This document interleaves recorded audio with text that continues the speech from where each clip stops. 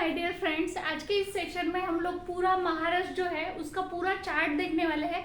बहुत ही simplest way में हम लोग देखेंगे।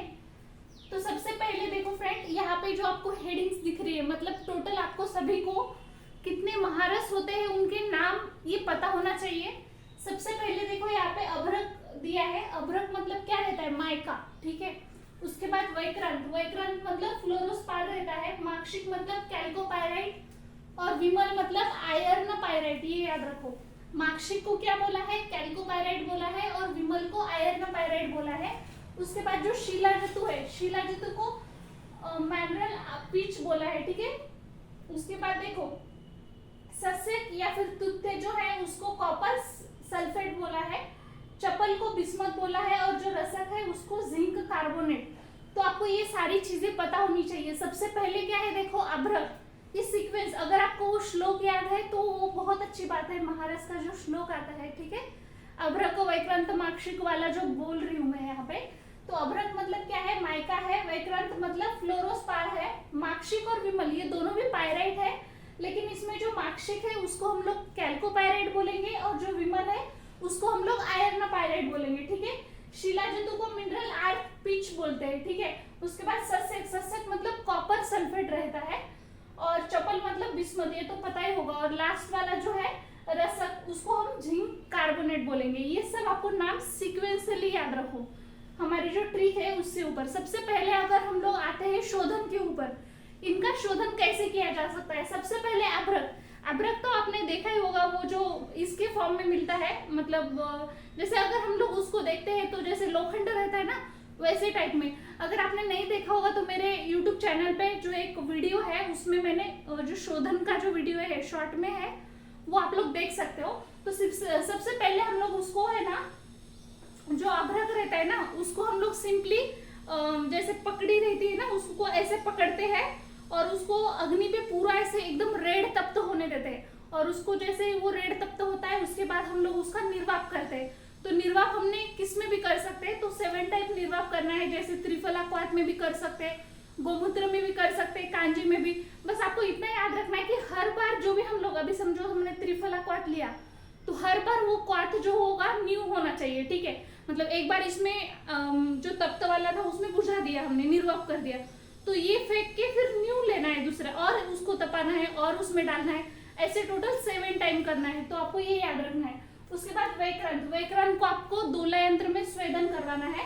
7 डेज, 7 दिन तक डोला यंत्र में स्वेदन करवाना है, ठीक है। कांजी में हम लोग याद रखेंगे, मतलब इसमें ऑप्शन बहुत सारे हैं लेकिन आप बहुत ज्यादा याद नहीं रख पाएंगे, इसलिए मैंने यहाँ पे एक एक ऑप्शन लिखा है। कांजी आप लोग याद रखो, ठीक है। थर्ड जो है मार्कशीट, मार्कशीट का मातुलुंग स्वरस आपको याद रखना है। डोला यंत्र में 1 प्रहर स्वेदन कराना है, मतलब 3 घंटे हमको इसको स्वेदन कराना है, ठीक है। किसमें करवाना है? मातुलुंग स्वरस, डोला यंत्र में। स्वेदन का हमेशा दिमाग में फिट करो। डोला यंत्र में हम लोग नॉर्मल स्वेदन कराते हैं, तो उसमें कौन सा मतलब इसमें यूज किया है, तो मातुलुंग स्वरस यूज किया है। 1 प्रहर मतलब 3 घंटे, ठीक है। उसके बाद विमल का भी सेम ही है। वासा स्वरस इतना याद रखो, बाकी ये सेम है, मतलब 1 प्रहर तक करेंगे, डोला यंत्र में करेंगे, बस वासा स्वरस, विमल से वासा स्वरस, ठीक है। उसके बाद शिलाजतु, शिलाजतु जो है पहले क्या करेंगे हम लोग, त्रिफला क्वाथ लेंगे। उसमें जो शिलाजतु है ना उसको क्या बोलते हैं हम लोग? विरगड़ने, मतलब जैसे नमक हम लोग पानी में डाल के वो पूरा ऐसे हो जाता है ना, सेम वैसे ही शिलाजतु को भी पहले इसमें डाल के, जो त्रिफला क्वाथ है उसमें डाल के विरगड़ेंगे और बाद में उसको ड्राई करने के लिए रख देंगे। ये याद रखना है, ठीक है। उसके बाद सस्य, उसी को हम लोग तुत्ते भी बोलते हैं, तो उसको जो है गोमूत्र में, जो गोमूत्र रहता है उसमें 3 प्रहर तक स्वेदन करवाना है, ठीक है।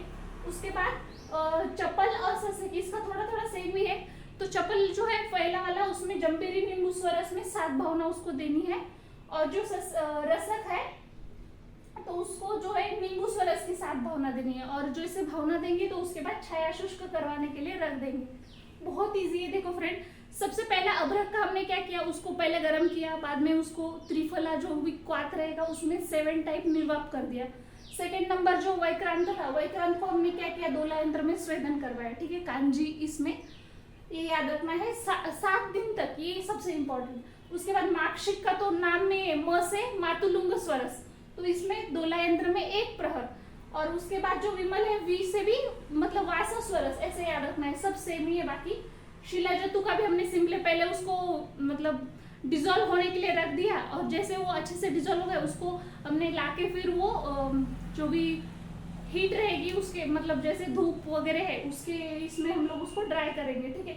सस्यक का हमने क्या देखा कि गोमूत्र में 3 प्रहर तक स्वेदन करवाना है, ठीक है। चपल में जम्बीरी नींबू स्वरस के साथ भवना देने हैं, और उसके बाद जो रसक रहेगा उसको नींबू स्वरस के साथ भवना देना है, ये आपको याद रखना है, ठीक है। और उसके बाद छाया शुष्क होने के लिए रख देंगे। अभी उसके बाद देखो फ्रेंड नेक्स्ट जो यहाँ पे दिया है मारन के बारे में दिया है, ठीक है।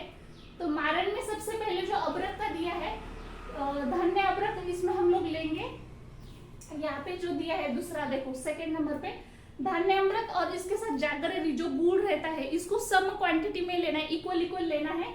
उसके बाद एरंड पत्र स्वरस के भावना देना है, ये याद रखो। मतलब दोनों भी पहले हम लोग इक्वल क्वांटिटी में लिया, तो उसके बाद एरंड पत्र के भावना देना है। उसके बाद उसके जो ये तो सुना है ना आपने चक्री का मतलब वो शराव संपुट रहता है ना, उसमें 3 पुट देना है उसको। कितने पुट ये याद रखो, 3, ठीक है। तो क्या क्या इसमें है, धन्यामृत लेंगे, और जो भी गुड़ रहेगा जागरी जिसको हम लोग बोलते हैं इक्वल क्वांटिटी में लेंगे। एरंड पत्र में स्वरस में उसको भावना देंगे। उसके बाद चक्री का बनाएंगे और उसमें 3 पुट देना है, कितना 3 पुट, ठीक है।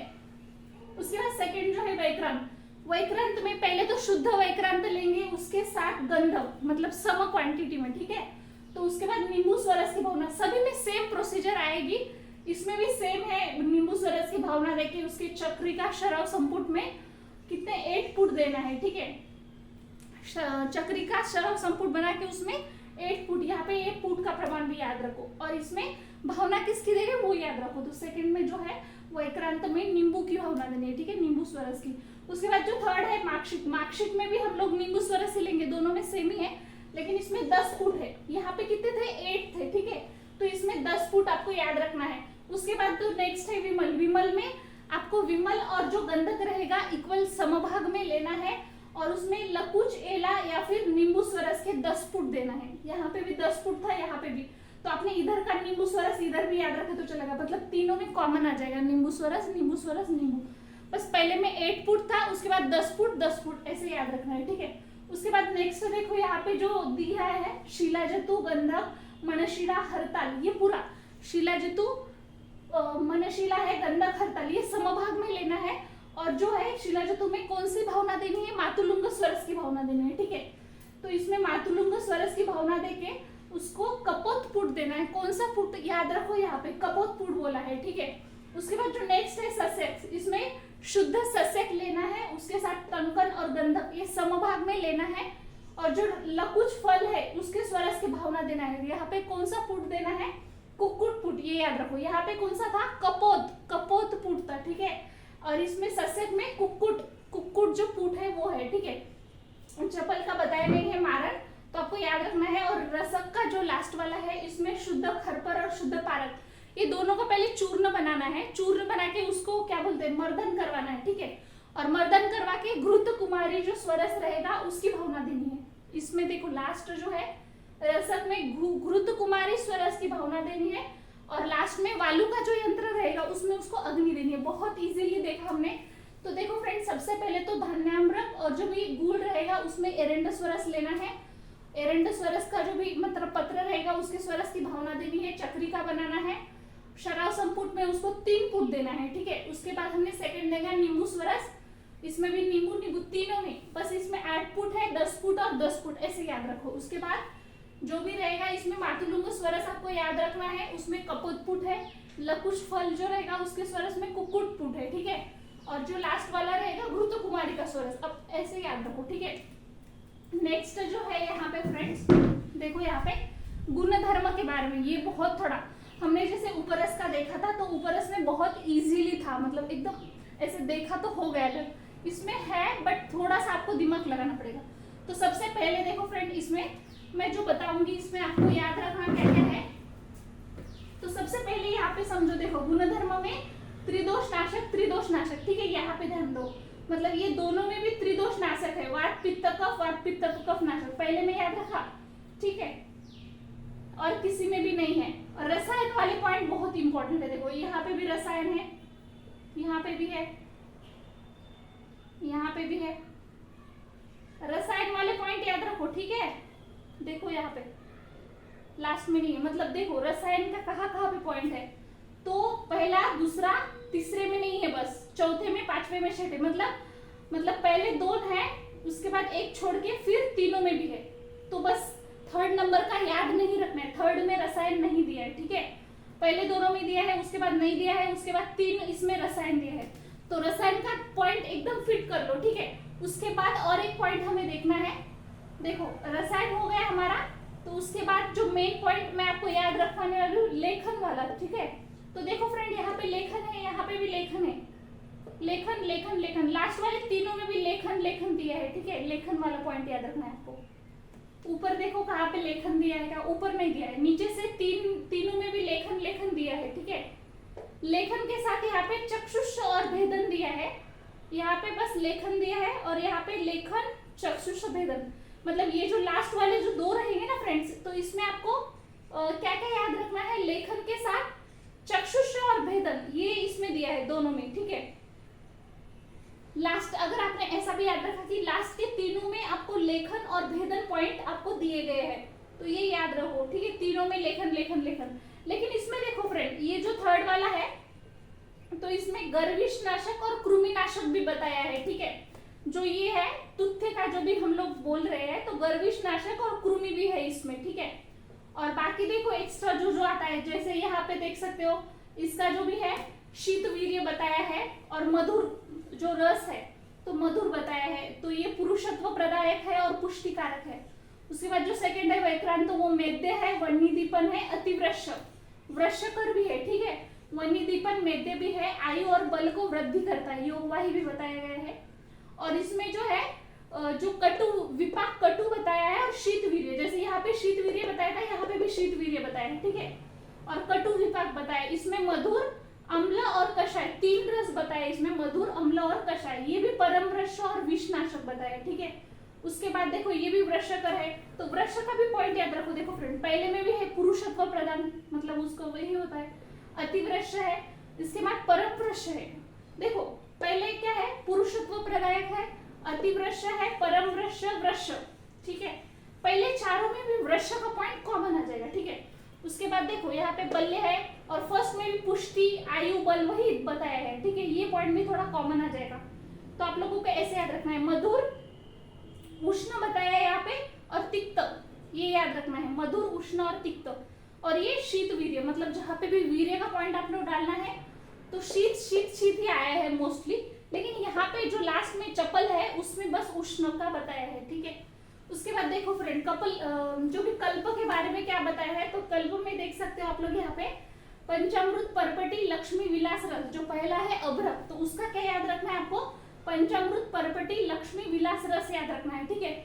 जो वैक्रांत है उसके ऊपर, नाम के ऊपर से ही है, वैक्रांत रसायन है।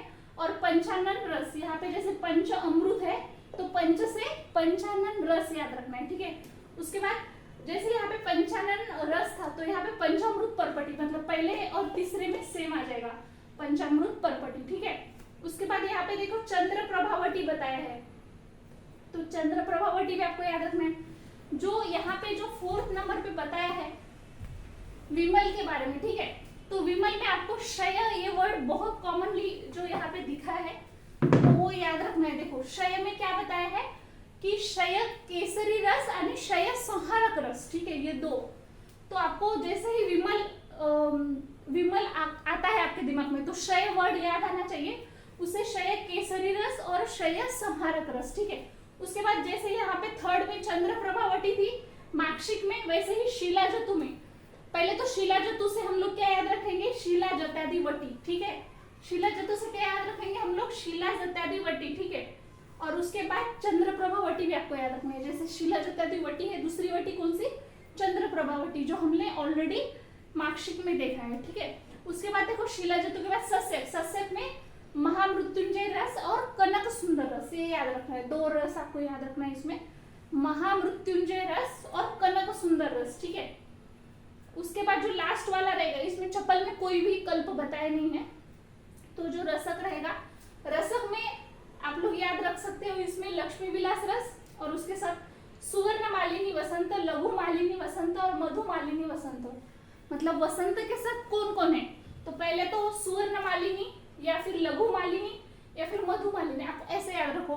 जैसे वसंत है ना, उसकी वाइफ है मालिनी, ठीक है, तो मतलब वो मतलब बात करती है तो अच्छी बात करती है तो मधु है, सुवर्ण पहनती है तो सुवर्ण मालिनी, और लघु है थोड़ी सी छोटी है, ठीक है, ऐसे याद रखो। और लक्ष्मी विलास रस, जैसे वसंत की मालिनी है वैसे ही विलास की कौन है, लक्ष्मी, तो ऐसे याद कर सकते हैं। देखो बहुत इजी मतलब यहाँ पे बताया है कल्प के बारे में, पंचामृत परपटी और उसके साथ लक्ष्मी विलास रस, पहले में भी और लास्ट में भी लक्ष्मी विलास कॉमन है, ठीक है, ये याद रखो।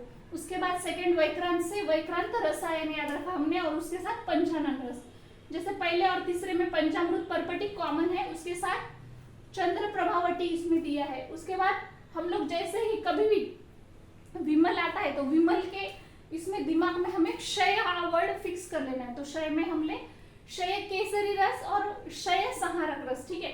उसके बाद चंद्र प्रभावटी शिलाजतु में वटी ही याद रखना है, शिलाजतादि वटी और उसके साथ चंद्र प्रभावटी।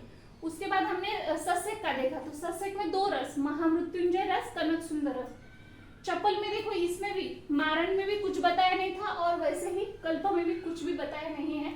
उसके बाद लास्ट वाला जो है रसक के बारे में, तो रसक में बस 2 कपल याद रखना है आपको, एक वसंत मालिनी याद रखना है और लक्ष्मी और विलास, तो वही है सुवर्ण मालिनी वसंत, लघु मालिनी वसंत, मधु मालिनी वसंत, लक्ष्मी विलास रस, ठीक है। अभी लास्ट वाला जो है सत्वपातन, ये भी थोड़ा सा मतलब आपको दिमाग मतलब ये करने वाला है। जैसे अभ्रक और टंकन, मतलब हम लोग जैसे यहाँ पे हम लोग इक्वल क्वांटिटी में ले रहे थे, लेकिन यहाँ पे टंकन आपको जितना अभ्रक है उसके 1/4 लेना है टंकन, ठीक है।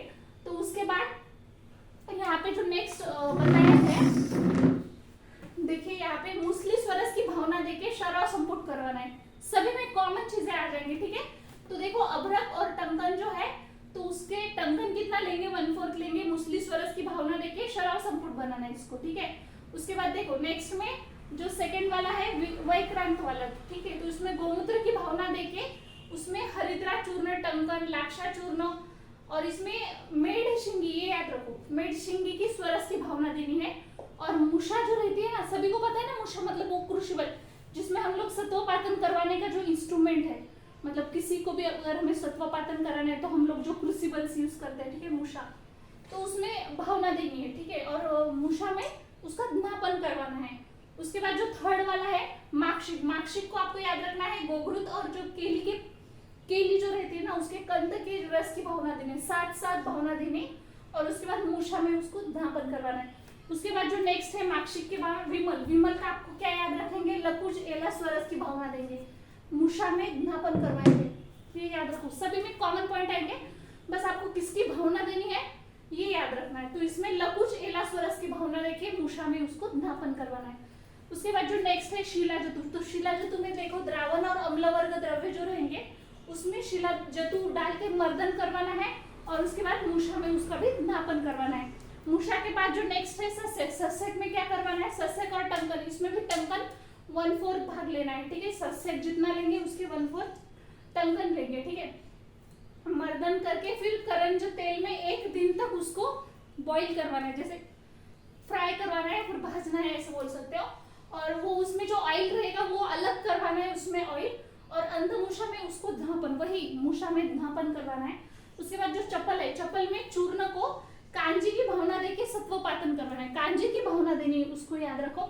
और लास्ट वाला जो रसक है उसमें आपको शुद्ध रसक लेना है, उसके 1/4 भाग हरित की, शिलाजतु, हरिद्रा, कज्जली और टंकन लेके उसका हम पहले मर्दन करवाएंगे, मर्दन करवा के मूषा में उसको धापन करवाना है। तो देखो फ्रेंड, इसमें जो अभी तक हमने देखा, सबसे पहले तो आपको ये नाम अच्छे से याद होना चाहिए, अगर आपको श्लोक याद है तो बहुत अच्छी बात है, सीक्वेंस याद रखो, उसके बाद उसका शोधन याद रखना है आपको, उसके बाद मारण याद रखना है, गुणधर्म, कल्प और सत्वपातन। वैसे अगर आपने 1-2 बार वीडियो देख लिया तो आपको बहुत ही इजी जाने वाला है। Thank you friends.